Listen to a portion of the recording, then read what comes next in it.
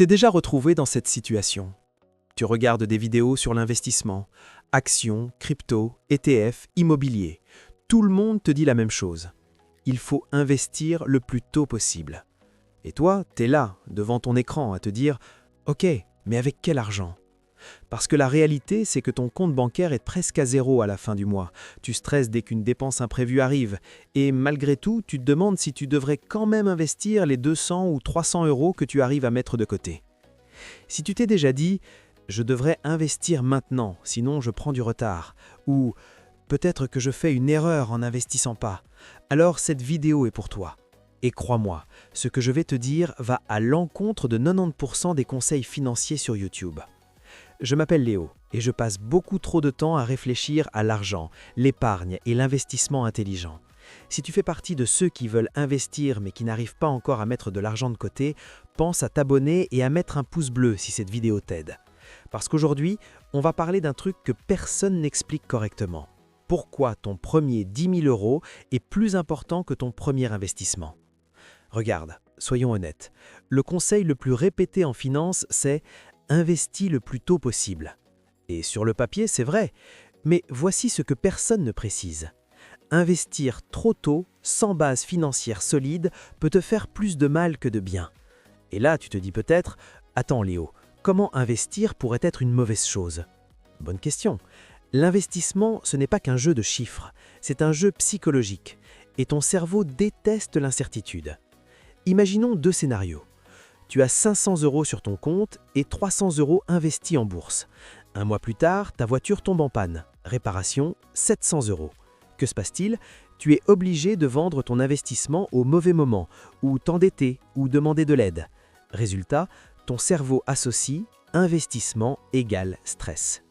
Maintenant, même situation, mais tu as 10 000 euros de côté. Tu paies sans paniquer, ton investissement reste intact, tu dors normalement, même marché, même rendement, mais expérience totalement différente. Voici ce que la plupart des gens ne réalisent pas. Tes premiers 10 000 euros ne sont pas là pour te rendre riche, ils sont là pour te rendre stable. Ils servent à éliminer le stress financier, t'empêcher de vendre sous la pression et te donner le droit de penser long terme. Et ça change tout. Prenons deux personnes. Personne A investit 200 euros par mois, rendement 8%, mais retire souvent son argent en cas de problème. Personne B attend 2 ans, constitue 10 000 euros d'épargne, puis investit sereinement 300 euros par mois. Sur 20 ans, la personne B finit avec plus d'argent, même en ayant commencé plus tard. Pourquoi? Parce qu'elle n'interrompt pas ses investissements, ne vend pas en panique et investit plus régulièrement. La discipline bat le timing. Toujours. Alors oui, la question logique est « Pourquoi 10 000 euros précisément ?» Ce n'est pas un nombre magique, c'est un seuil psychologique. À partir de là, une facture imprévue ne te détruit plus. Tu ne regardes plus ton compte tous les jours. Ton rapport à l'argent change. Tu passes de « je survis financièrement » à « je contrôle ma situation ». Et ça, c'est un tournant. Maintenant, quelques objections que tu peux avoir. « Mais Léo, l'inflation va manger mon épargne ». Oui, mais une épargne qui t'empêche de t'endetter à 18% d'intérêt te fait économiser bien plus que l'inflation ne te coûte. Mais pendant ce temps, je perds des années de rendement. Peut-être, mais tu gagnes stabilité, clarté mentale, capacité d'investissement durable. Et ça, sur 30 ans, ça vaut largement plus.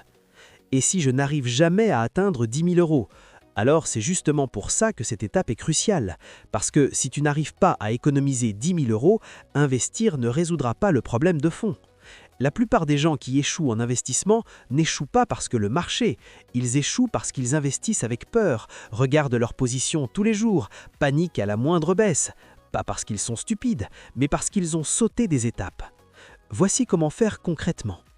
Objectif clair. Atteindre tes premiers 10 000 euros. Pas investir, pas trader, pas faire travailler l'argent. Compte séparé, inaccessible, sans carte. Ce n'est pas de l'argent disponible, c'est ton bouclier financier. Automatisation, virement automatique dès que ton salaire tombe, même petit. La régularité est plus importante que le montant. Zéro pression, ce n'est pas une course. Chaque euro mis de côté augmente ta liberté future. Voici ce qui se passe quand tu atteins ce cap. Tu te réveilles un matin et tu réalises que l'argent ne contrôle plus tes décisions. Tu peux dire non, tu peux réfléchir à long terme et là, l'investissement devient un outil, pas une béquille. Si tu ne retiens qu'une chose de cette vidéo, retiens ça. Ton premier 10 000 € te donne le droit d'investir intelligemment. Sans eux, tu investis sous pression. Avec eux, tu investis avec stratégie. Et crois-moi, ce sont deux mondes complètement différents. Si cette vidéo t'a aidé à voir l'argent différemment, mets un pouce bleu, abonne-toi et dis-moi en commentaire où tu en es aujourd'hui financièrement. On avance ensemble. À la prochaine.